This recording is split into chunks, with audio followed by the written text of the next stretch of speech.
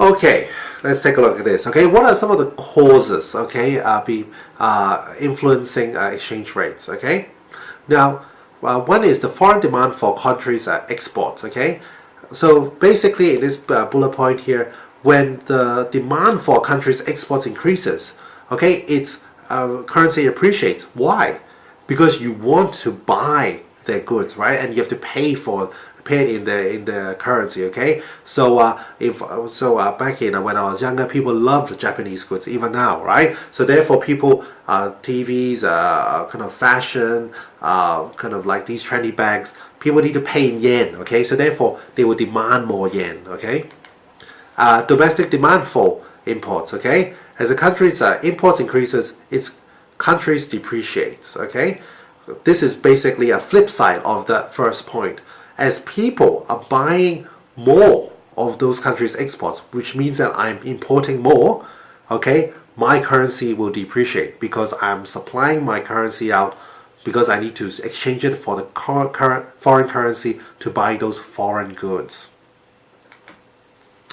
Relative changes in interest rates. Okay, this also affects the exchange rate. Okay, so in this scenario here, first of all, you need to know what are interest rates. Interest rates, basically, the definition is very simple. It's the cost of money. Okay, and it is basically what the bank when I borrow money from a bank, it's what I have to pay to borrow that money. And in this scenario, we're actually talking about it from a different perspective. When I'm putting money into the bank, actually it's kind of like that I'm lending money to the bank. Okay, so when I keep money in HSBC gives me interest rates for putting money in that bank because they can lend that money out to someone else. So imagine if the interest rate in the US is 5% and in Hong Kong it's 2%. Where do I want to keep the money? Well, obviously, I want to get a higher return, and therefore I would want to put it in the United States. I might want to put it in Chase Manhattan or Citigroup, okay, in the US, and earn that 5% interest. Okay, so if I put $1 million in, I would earn 50,000 as opposed to only $20,000 per year if I kept it in Hong Kong. Now, if I'm going to put that money into the US, okay, I will need to change it into US dollars, and therefore I'm demanding more US dollars, therefore leading to an appreciation in the US dollars. And on the other hand, because I'm selling off my Hong Kong dollars, therefore it will lead to a depreciation in the Hong Kong dollar. The money flows from the place where there's low interest rates to the place where there are high interest rates. Well, also, when high inflation in a country, okay, relative to other countries, leads to currency depreciation.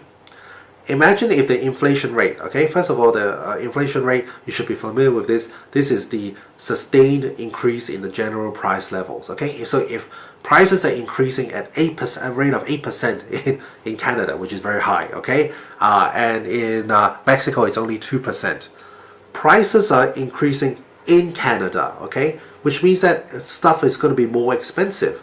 Where do I want to buy my stuff here? Okay, assuming that the transport cost is negligible, I want to buy it from a place where it is cheaper, where inflation rates are lower. Okay, so therefore I will buy it in Mexico. When I buy it from Mexico, what I need to change for its exchange it to its currency. Okay, I need to exchange it. Okay, I need to buy more of the Mexican dollar. Okay, and or the pesos, and as a result, it will lead to appreciation of that currency, and for the Canadian dollar, it will lead to a depreciation. Canadians prefer to buy the Mexican goods because the inflation rate is lower.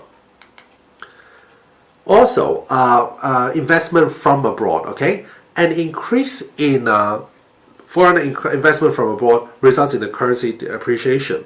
So this is very simple. Now, in this picture on the left, this is the new Gigafactory, okay, built by Tesla in Shanghai. So Elon Musk, through Tesla, they wanted to expand their production lines to make more Model 3 Tesla, and in order to ramp up production, they have invested $5 billion in China, where labor costs are relatively lower, okay, to build this factory. This $5 billion that comes in right, needs to be exchanged in RMB, and therefore leads to an appreciation in the RMB, okay, the renminbi. And also in terms of, in the diagram on the right, it is also caused by financial investment. So when people buy stocks in different countries, they need to change it into that country's currency. So if I want to buy, let's say, Facebook, which is only listed in the US, I would need to change my Hong Kong dollars into the US dollars. Therefore, which may lead to a small appreciation in the US dollar. I actually don't think that will happen, right? But one day, if I'm massively rich, I might be able to move the exchange rate because I'm buying so much Facebook stock, okay, in order, and I need more US dollars, okay? Speculation, okay? Currency speculation involves buying and selling of currencies in order to make a profit from changes. Imagine in that diagram that we looked at before that we were able to buy the US dollars at a lower exchange rate, okay, and sell it at a higher exchange rate. That margin that I make, okay, is basically pure profit. And the guy who's basically a master of doing this is George Soros, and he basically made 1 billion US overnight by betting that the British pound was overvalued against the Deutschmark in 1992.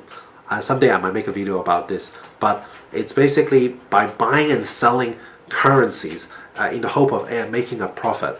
This actually moves exchange rates, okay, if the mass is big enough.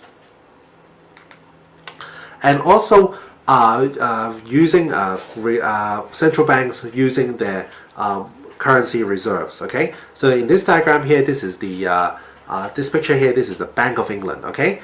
Every central bank holds reserves of foreign currencies that they sometimes buy or sell in order to influence the value of the domestic currency. Okay, if the central bank buys a foreign currency, it must supply the domestic currency in the foreign exchange market. The supply curve then shifts to right, and the currency depreciates. Okay, buying, selling by the central bank in order to influence the exchange rate.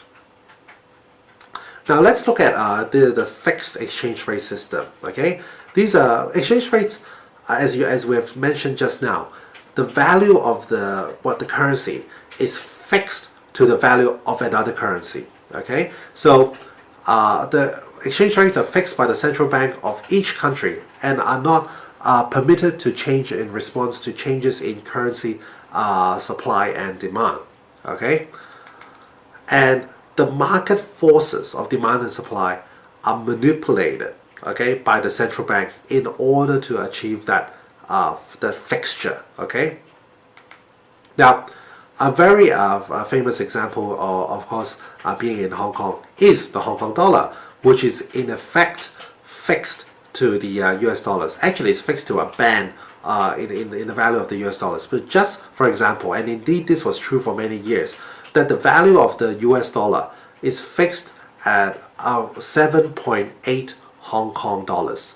Now, what is this in terms of Hong Kong dollars? How much is US dollars is this in terms of Hong Kong dollars? You just have to do 1 over 7.8, which gives you 0.128 US dollars per Hong Kong dollar, okay, which I show in the diagram here.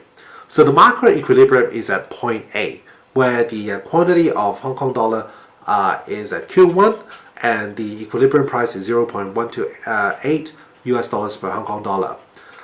Now let's say that there is a fall in the demand for Hong Kong exports, okay, which reduces the demand for Hong Kong dollars, okay. Now in the market, okay, for example, the demand would drop from D1 to D2, okay, the demand for Hong Kong dollars would drop, leading to a fall in the exchange rate from 0.128 to 0.123 US dollars per Hong Kong dollar, okay. Now this would set off the warning bell, ring, ring, ring, ring, ring, because it's not allowed to deviate from that 0.128. What can the central bank do? Well, in this case, the central bank, which in Hong Kong is the Hong Kong Monetary Authority, what they will do is they will enter the market and they will buy the excess Hong Kong dollar. So, okay, you're demanding less, don't worry, I'll just buy up whatever you have not bought, okay, and therefore pushing the demand back up up to the level of 0.128. Okay, this is how they intervene. Another way of doing this is increasing interest rates. Okay, again, same scenario, fall in the demand of the demand for Hong Kong exports, leading to fall in Hong Kong the demand for Hong Kong dollars. As a response, what they will do is they will increase the interest rates in Hong Kong. Remember that example? By increasing the interest rates in Hong Kong, okay, it's basically making depositing money more attractive, okay, and therefore the foreign capital will go in, and the demand will increase up to the point of 0.128. Another point, which is I think more unrealistic, is limiting the imports, right? Okay, so for example, there's a fall in the demand for Hong Kong dollar due to a fall in investments. Okay, well, because when people buy imports, okay, it's actually leading to increase in the supply of Hong Kong dollars, right? And it will lead to depreciation. What I'll do is actually I won't allow you to buy that much. I won't allow you to supply that much Hong Kong dollars. I'll just basically stop you using trade barriers, okay, to stop you from buying those imports, okay, so that you can't buy it. With less people supplying that Hong Kong dollar out, okay, it pushes back the equilibrium price from 0.123 to 0.128. Okay, I've actually not quite seen this take place, and they sometimes they may use a monetary policy and fiscal policy to do this, but this is so far it's more uncommon. Okay, so some key terms here. Devaluation. This is when the government may change the exchange rate in a fixed exchange rate to a lower value. Okay, we call this devaluation. And revaluation is basically the opposite. When the government decides to change the fixed exchange rate regime to a higher value. Do you remember what the equivalent terms are in a freely floating exchange rate system? Okay, so for devaluation, we don't call it devaluation, we call it depreciation. And for revaluation, we call it appreciation. Okay, so make sure you get those terms correct. Lastly, this is the managed exchange rate. Okay, this is the combination of floating and fixed exchange rate system. So it's basically a combination of the two. And let me tell you how this takes place. The government is happy for the value of the currency to float around. Okay, but when the value is either too high or too low, the government may intervene. Okay, just like the Chinese central bank. Okay, they would intervene when they feel that the currency is either too high or too low and affecting exports. Okay. Well, that's the end of this video. So what should you know from watching this video? You should be able to explain the differences between the different exchange regimes.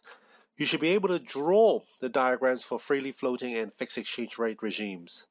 You should be able to explain the factors that leads to the changes in the demand and supply of a currency. And you should be able to explain how the central bank fixes the exchange rate.